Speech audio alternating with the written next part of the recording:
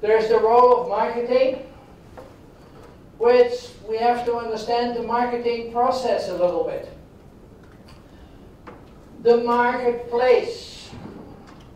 There is outside a food marketplace being created, where buyers meet sellers and sellers meet buyers. That's exactly the same as in every other market. Some people have products or services, some people have money.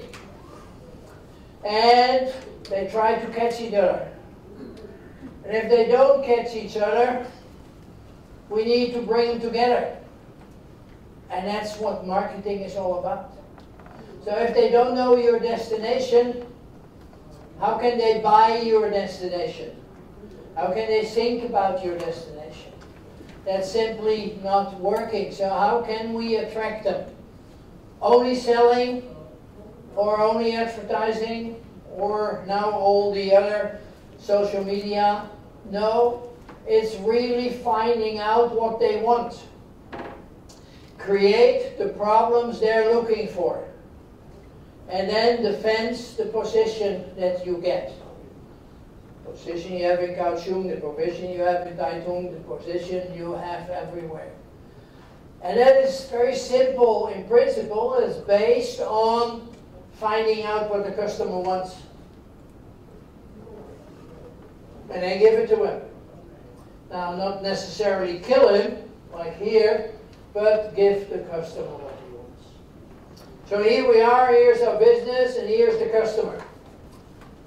He wants to get rid of his money. So can we help him? I think we can. And all we have to do is find out what he wants and then deliver it. So when you're selling your destinations, find out what the customers want in your destination. Not what you think they want, but what they want. Do some inspection trips, do some buyer trips, and see what they say and see how they do that. And then look at the business environment. That, of course, is always playing a role. Competition, big or small, domestic, international, regional. Look at the technology advantages. These days, there's so many things you can help with technology. Those days we had non-drip mud, so we could build our own houses. Do it yourself in the ultimate beginning. Look at the raw material that is available. Look at the financial climate. Is it raining or not? Look at the labor force and the opportunities you have there. What is the legislation? Is your government helping or not helping? And then put all these things together into a business environment. Now, your business environment for mice is good. Competition. You are one of the smaller ones. You don't have that much competition yet. And I mean that in a positive sense. Technology availability is all there. Labor is there. Climate is there. Legislation, bit of a challenge, but in general you're doing very well. So what are your strong points? In each of your destinations, what are your strong points? And think about that and then, adapt accordingly. The days of blacksmiths are gone because we have no more horses. So a blacksmith has to change and has to become a garage. Is the conference center as we have it now, is your hotel as you have it now really what the customer wants? Or should you have a look at that very strange animal called customer?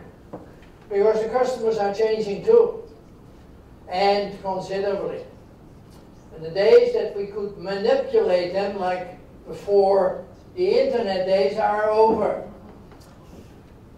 He knows what he wants, and he can find out what he wants before we even get in contact with him. So more and more failure because we didn't plan what the customer wants. The needs remain the same. We still have needs for music, but I don't think this type of music will be very popular anymore. Definitely not with the millennials. So are we still singing this kind of music, offering this kind of products, or are we getting hipper? Even television is already old age these days. Less and less people look television. Statistically proven. So, is that the right way? At least television we could switch off. The singer we could not switch off. So, what do we switch on and what do we switch off in our products is what marketing is all about. So look at your destination, look at your product, and then see what's there and what the customer wants. Because the aim of marketing, and I know lots of people, marketing people don't like that, is to make selling more efficient. Marketing does the homework for sales. Not always true in the real life, but that's what it should be. We have discovered a market in Timbuktu, and now the salespeople go and get it there. We have discovered the market in Thailand. We have discovered the market in the southbound policy. Now go and sell it. So making the policy was marketing. Now selling the policy, or selling towards that policy, is sales. And sales is not an easy job. Because you have a lot of customers biting at you. Too much, too expensive, cannot, can get it cheaper somewhere else. All these things you get and you hear every day. So you have to learn how to motivate your customers. Good doggy, good customers, thank you very much. And you know what to offer. Offering a bone to this customer is easy, because this customer likes a bone. But try to sell a bone to this customer. You won't succeed, because this customer does not have a need for a bone. You give him a banana, he loves you. You give him a bone, he simply doesn't care, because he doesn't know what to do with that bone. Now this is very simple, but this is what I see salespeople doing all the time. Offering bones to elephants. And then they go home and cry, we can't get any business. No, because you offered the wrong products to the wrong customers. So you have to do that. You have to understand what the T, R, E, and D, the trend of the customers are. What are his traditions? I always stay in a 5-star hotel. What is his relationship? Well, I know the owner, or I know the GM, or I have the same nationality as this or that person that works in your hotel, kind of relationships. Expectations, what do I expect? VIP, what do I need? A bed. And what do I desire? Is perhaps a suite. So, how can we cater to his needs? Of course, in relation to what he's willing to pay, and then offer him the solutions to come back to him.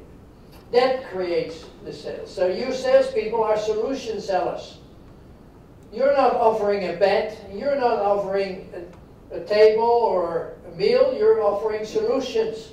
For me being tired, for me being hungry, for me being thirsty, and for me having the need to meet. That's what you're doing. Mr. Customer, you need a meeting. I can offer you the solutions of organizing that meeting. Now we should learn that every salesperson every employee is a salesperson. Even the gardener, when he smiles, can help to make the hotel look better. And of course, that personal selling, the two-way communication is one of the most effective ways. Still is, and specifically in the mice market, still very much. The final decisions depend on personalities and not necessarily on the hardware. So, as a salesperson, you can observe, you can see the customer face to face, you can see how he reacts or not reacts and do it. Because one customer, not one customer is the same. They're all might look the same, but they're all different. They don't like bad surprises, nor they want stupid excuses. And last but not least, they're not your enemy. Sometimes I see salespeople running away when the customer comes. Well, you know, that should not be the case, but believe me, it often. Salespeople should be measured, of course, by results. It can be room nights, can be revenue.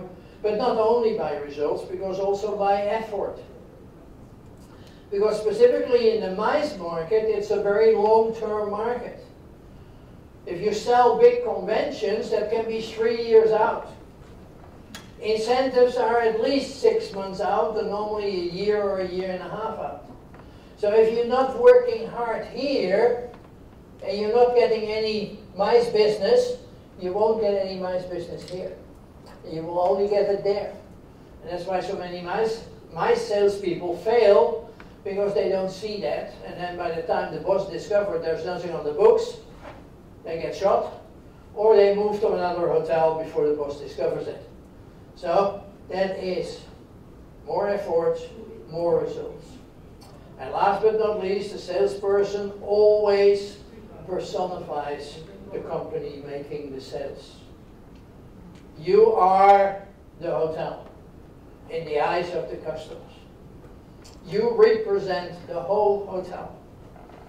You do a good job, the hotel does a good job. You do a lousy job, hotel does a lousy job. It is as dangerous, if you want so, for salespeople. Because you make a good impression, you might get the business. You make a bad impression, the chances are very big you're not getting the business. So that's where sales comes in. And that's where destination sales come in. Can you sell the destination? Most salespeople from hotels cannot sell the destination. They can sell everything in the hotel, but the moment they want one step out of the hotel, well, Taipei is Taipei. Kaohsiung is Kaohsiung. Oh yeah, well, we have this, or we have a museum, or we have that, but they cannot sell. And that's where in the mice business, quite often it goes wrong. Because you're not selling the destination, you're selling your hotel. And in mice, the destination is more important. And that's what you salespeople have to learn. Can you sell like this?